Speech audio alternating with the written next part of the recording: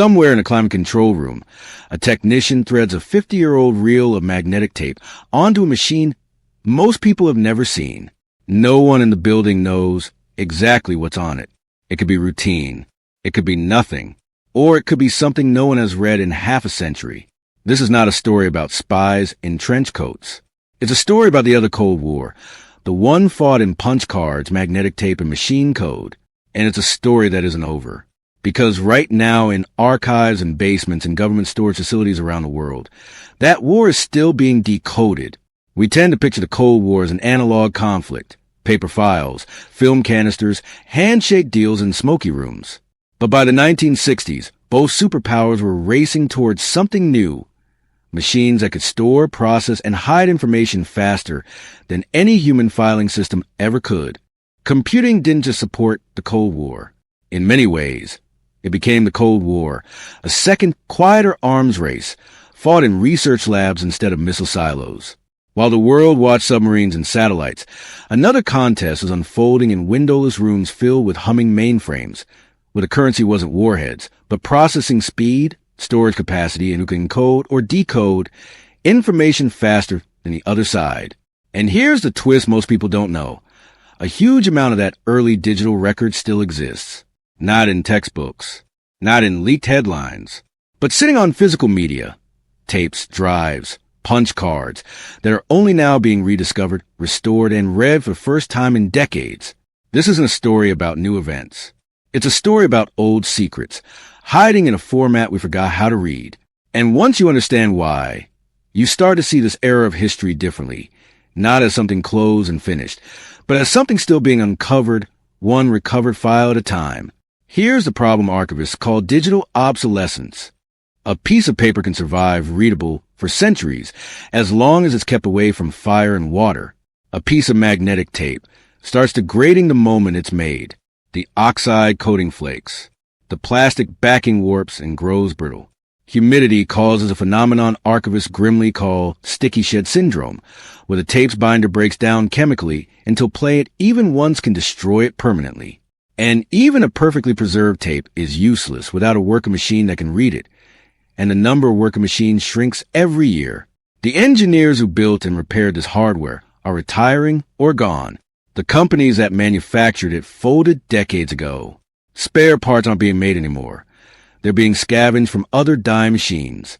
So for decades, mountains of Cold War-era digital records sat forgotten. Not because they were hidden, because nobody could open them. It's a strange kind of secrecy, not classification, but simple decay.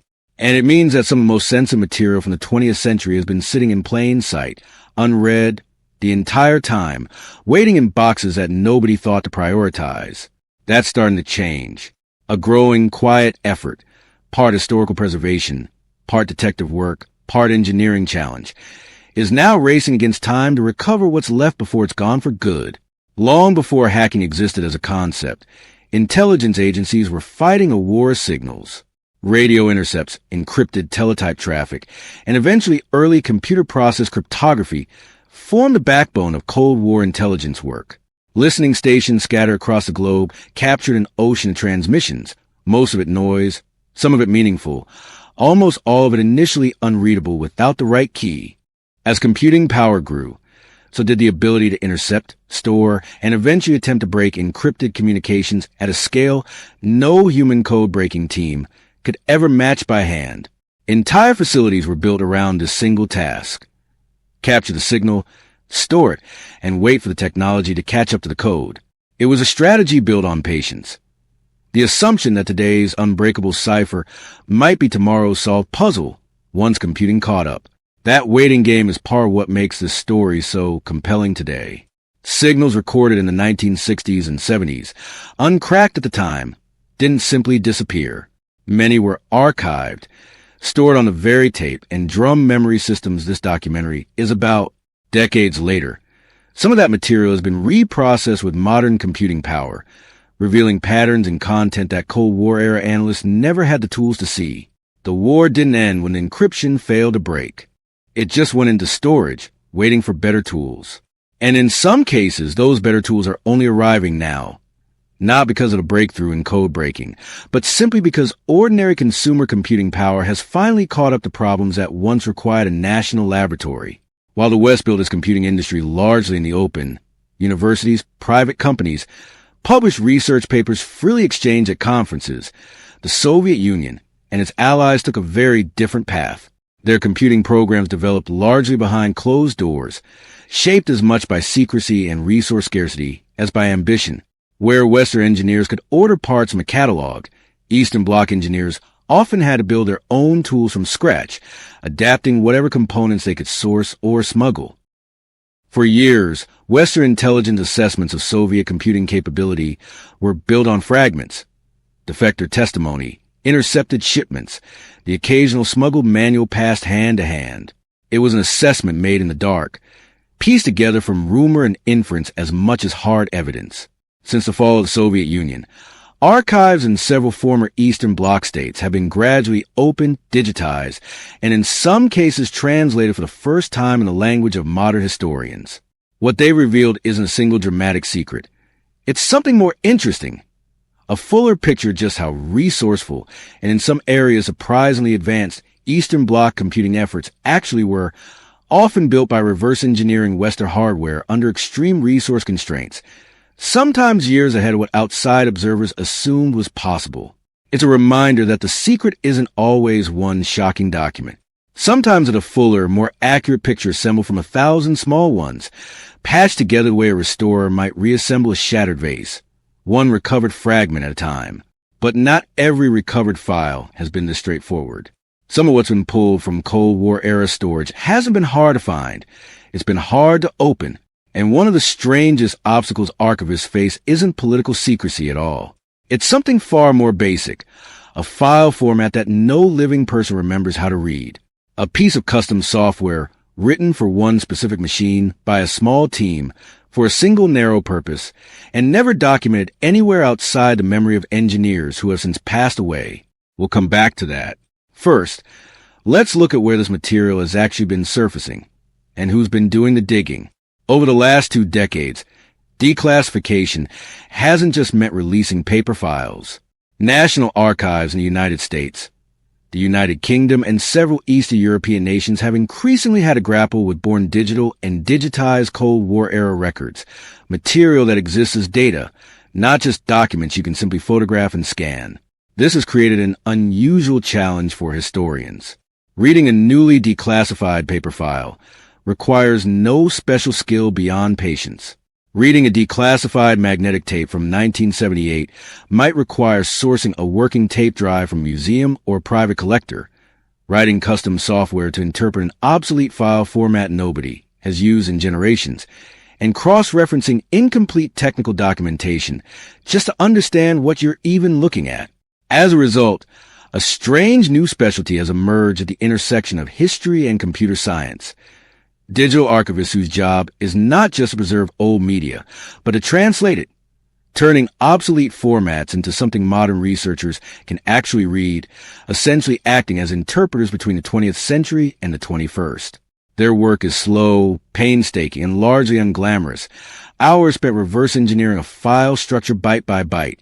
It's also how some of the most interesting Cold War material the last decade has resurfaced quietly, without headlines, in academic papers and archive newsletters most people will never read. Not all of this recovery work happens inside government institutions, though some of the most important breakthroughs in reading obsolete Cold War-era media have come from an unlikely source. Hobbyist communities of retro computing enthusiasts working out garages and spare bedrooms rather than laboratories. These are people who collect, repair, and reverse engineer decades-old hardware purely for the love of it. And in doing so, they've built some of the only working equipment left on Earth capable of reading certain formats. When institutions have old media they can't access, they increasingly turn to these communities for help, because the expertise simply doesn't exist anywhere else anymore. It's a strange partnership. National archives and hobbyist basements, working together because the hobbyists are the ones who kept the obsolete machines running long after any official reason to do so had disappeared. In more than one documented case, Historically significant material has been successfully recovered only because a private collector happened to own the one working piece of hardware left on the planet that could read it. The Cold War's digital secrets, in other words, may owe their survival not to any government preservation program, but to people who simply refuse to throw away their old computers. Hobbyists motivated by nostalgia and curiosity, who ended up becoming accidental custodians of history. So what about that unreadable file from earlier? In cases like it, the obstacle usually isn't a broken machine. It's a broken format. Proprietary software from small, long-defunct companies. Undocumented file structures. Custom encoding schemes built for a single government contract and never used again anywhere else in the world. Cracking these isn't cryptography in the traditional sense. It's closer to translating a dead language with no dictionary. Piecing together meaning from patterns, from repeated structures, from educated guesswork about what a header or a checksum might mean. Researchers compare notes across institutions, share reverse-engineered format specifications, and slowly, painstakingly, build the tools that should have existed decades ago but never needed to, until now. And it means that even fully declassified, fully released material can remain functionally locked away, not by policy, but by obsolescence. A government can stamp a file unclassified and hand it over completely, and it can still take a specialist team months to actually read what's inside. That work is ongoing right now in archives and workshops most people will never hear about. And it means the story of Cold War digital secrets isn't a closed chapter history. It's an active field of research, unfolding in real time, with new recoveries happening every year. There's a third kind of recovery worth talking about, one that doesn't involve tape drives or punch card readers at all. It involves paperwork. Specifically, the paper trail that describes digital systems, rather than the systems themselves. Procurement records, technical manuals, internal memos about which computer was purchased for which project and why. On their own, these documents were never classified as sensitive. They were considered boring logistics, not secrets. But historians have increasingly realized that this boring paperwork is often the only way to reconstruct what a piece of now unreadable digital media actually contained. If you can't open the tape itself, but you can find an internal memo describing what the tape was created to store, you can rebuild a surprisingly detailed picture of the missing data without ever reading a single byte of it directly. It's a bit like reconstructing a demolished building from its blueprints and photographs. You may never walk to the original rooms again, but you can understand exactly how they were laid out. This kind of cross-referencing has become an essential technique.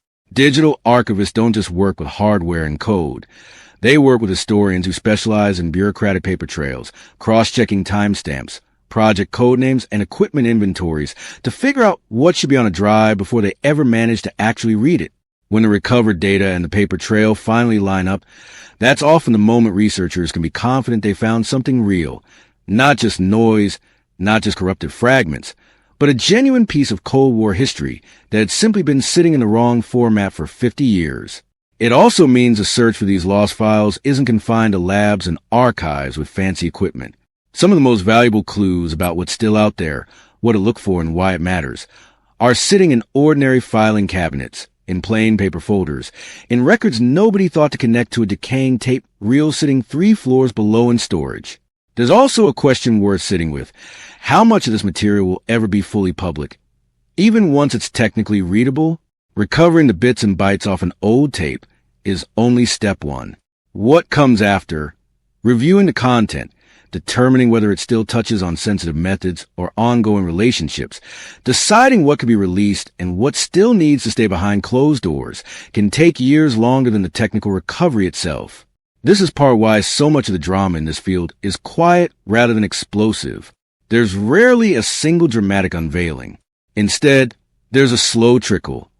A batch of records released here, a research paper referencing newly available material there, a museum exhibit quietly updated to reflect information that wasn't available even 5 years earlier.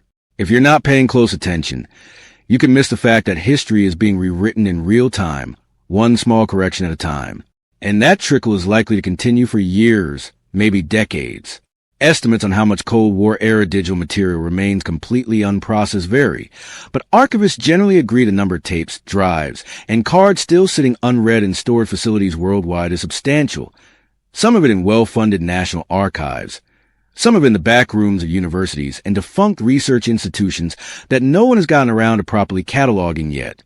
Every year, a portion of that material crosses a point of no return, becoming too degraded to ever recover.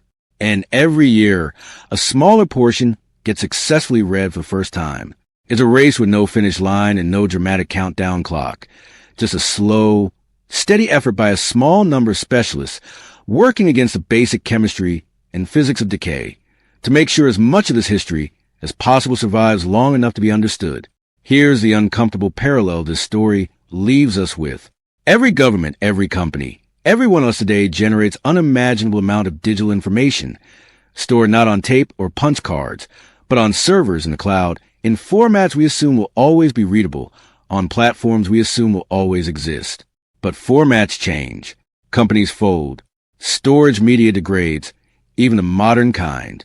The Cold War's digital secret survived. Where they survived at all, almost by accident, because someone kept an old machine running out of stubbornness, because a tape happened to sit somewhere cool and dry instead of a damp basement, because a hobbyist refused to throw away a useless piece of hardware that turned out to be the last of its kind. 50 years from now, will today's classified, encrypted, or simply ordinary digital records be as unreadable as a 1970s reel of tape? Will future historians face the exact same problem, just with different hardware? Old hard drives nobody can mount, cloud accounts nobody can access, formats no software can open anymore? It's worth asking, because the real lesson of the lost files of the Cold War isn't just about the past. It's a warning about how quickly the present can become unreadable too, and how little effort it actually takes to lose something permanently. Let's talk about scale for a moment, because it's easy to underestimate just how much material we're actually discussing. A single modern hard drive can hold more data than an entire government agency generated in a decade during the height of the Cold War. But less data didn't mean less significant. Every byte of Cold War-era digital storage was expensive, deliberate, and hard-won. Nobody was recording anything casually. Storage space was scarce and costly, which meant that if something was deemed worth the cost of storing digitally rather than on paper, it was usually considered important enough to justify that expense. That scarcity is actually part of what makes this material so valuable to historians today. Unlike our modern era, where everything gets recorded by default simply because storage is cheap, Cold War-era digital records represent a filtered set of decisions. Someone at some point decided this particular piece of information was worth the considerable trouble of encoding onto tape or cards rather than simply writing it down. That decision itself is a clue. It tells historians something about priorities, about what a given agency or research institution considered worth preserving in the most durable, technologically advanced format available to them at the time. It's also worth remembering that this isn't a story confined to two superpowers facing off against each other. Smaller nations caught between the two blocks often develop their own modest computing programs, sometimes importing equipment from one side while maintaining official neutrality, sometimes building homegrown systems out of necessity when neither side would sell them what they needed. Records from these programs are, if anything, even more fragile and more overlooked than the material coming out of major archives, because there are fewer institutions with the resources or mandate to go looking for them.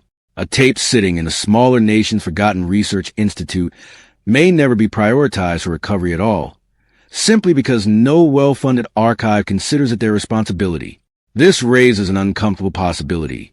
Some of the most interesting Cold War digital history may never be recovered, not because it's too sensitive, and not because the technology to read it doesn't exist, but simply because nobody with the resources and the mandate ever gets around trying.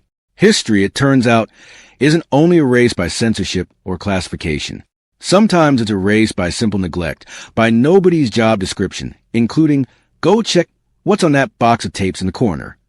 That's part of why documentaries like this one matter in a small way.